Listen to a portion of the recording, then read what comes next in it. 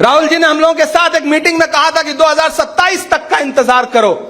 2027 आते आते नरेंद्र मोदी इस देश के प्रधानमंत्री नहीं रह जाएंगे।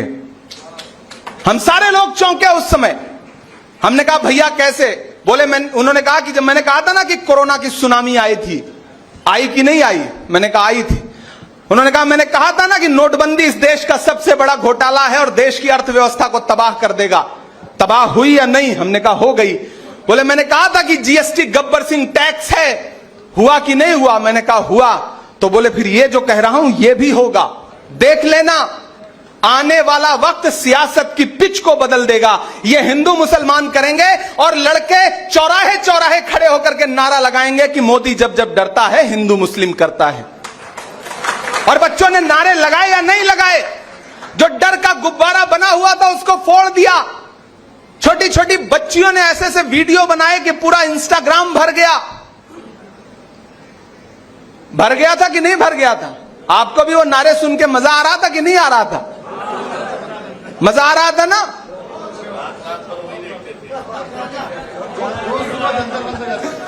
तो ये जो बात थी ना, वो भविष्यवाणी थी राहुल गांधी जी की और हमने उसको देखा है। इसलिए आपसे कह रहा हूं साथियों कि समझदारी के साथ मीडिया को फेस करने की समझदारी पैदा करिए, बहुत जरूरी है। आज के दौर में है क्या कि मीडिया बाहर कैमरा लेके खड़ा है, माइक लेके खड़ा है, आपको पता भी नहीं है कि आपसे किस विषय पे सवाल पूछा जाएगा, टॉपिक क्या होगा, और माइक मुंह में लगा देते हैं। आप जवाब ना दो तो यह होगा कि आपने जवाब नहीं दिया, भाग गए सवाल से, और जवाब दिया तो वो एजेंडा उनका पूरा हो जाता है क्योंकि सवाल ही ऐसा है। मैं एक दिन पार्लियामेंट में पहुंचा असलम भाई, तो मीडिया के कैमरे लगे रहते हैं, माइक में मुंह में घुसेड़ के माइक उन्होंने पूछा कि असम के मुख्यमंत्री हेमंत विश्व शर्मा ने कहा है कि मुसलमान 4 शादियां करता है, आप क्या कहेंगे इस पर? एजेंडे का सवाल सुनिए। तो मैं ठहरा, मैंने कहा भाई मुझे आज तक पूरे हिंदुस्तान में कोई इंसान ऐसा नहीं मिला जिसने 4 शादी की हो। और मुझसे क्यों पूछ रहे हो? मैंने तो अभी एक भी नहीं की है। अच्छा, ये कहते ही उनका एजेंडा ध्वस्त हो जाता है। बोले इमरान भाई इसको हम कैसे चला पाएंगे? मैंने कहा भाई ये तो फैक्ट है, मैंने नहीं किया है। अगर किया होता तो पार्लियामेंट में दर्ज होता। तो फैक्ट भी नहीं चला पाएंगे आप? बोले नहीं, लेकिन जो हम पूछना चाहते थे आपने वो जवाब नहीं दिया। तो हमने कहा तुम्हारे शब्द हमारे मुंह से थोड़ी निकलेंगे, तुम्हारा सवाल कुछ भी हो, हमारा जवाब होगा। और ये याद रखना कि आने वाली सदियों में किसने सवाल क्या किया था ये याद नहीं रखा जाएगा, आपने जवाब क्या दिया था ये याद रखा जाएगा।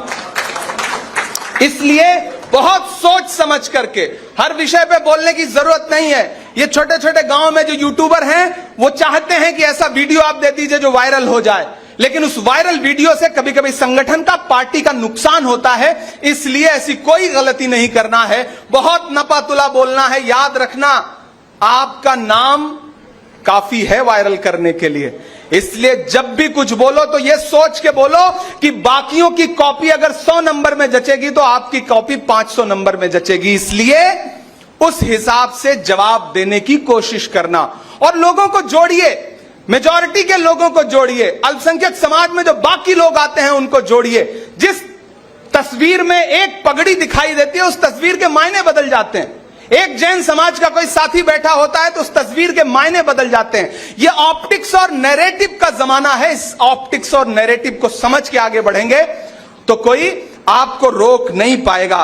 कभी मोहसिन नकवी ने कहा था कि वो दिलावर जो सियाह शब के शिकारी निकले, वो दिलावर जो सियाह शब के शिकारी निकले, वो भी चढ़ते हुए सूरज के पुजारी निकले।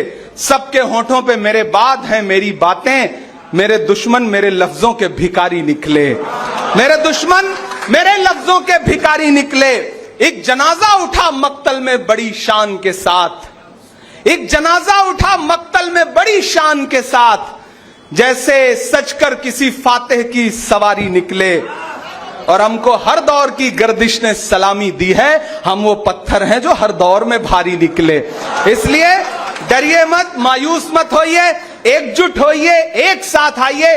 कांग्रेस पार्टी ही है जो इस देश में संविधान बचा सकती है, लोकतंत्र बचा सकती है। और दुनिया के किसी भी देश में जब भी लोकतंत्र कमजोर होगा सबसे पहली चोट जो पड़ेगी वो अल्पसंख्यकों को पड़ेगी। इसलिए जमहूरियत कैसे मजबूत रहे, आईन कैसे मजबूत रहे, वो आईन जिसके लिए डॉक्टर बाबा साहब अंबेडकर ने, मौलाना आजाद ने, पंडित नेहरू ने, महात्मा गांधी ने जो सपने बुने थे, उन सपनों को समाहित करता हुआ जो संविधान है वो कैसे बचेगा, उसकी प्रस्तावना कैसे बचेगी, उसकी जद्दोजहद करिए। एक बार फिर से आप सभी साथियों का बहुत शुक्रिया अदा करूंगा।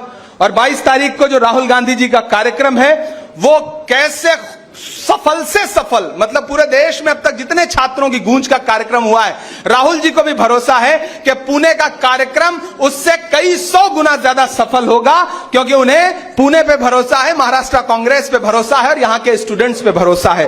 तो एक बार फिर से आप सभी साथियों का बहुत शुक्रिया अदा करूंगा।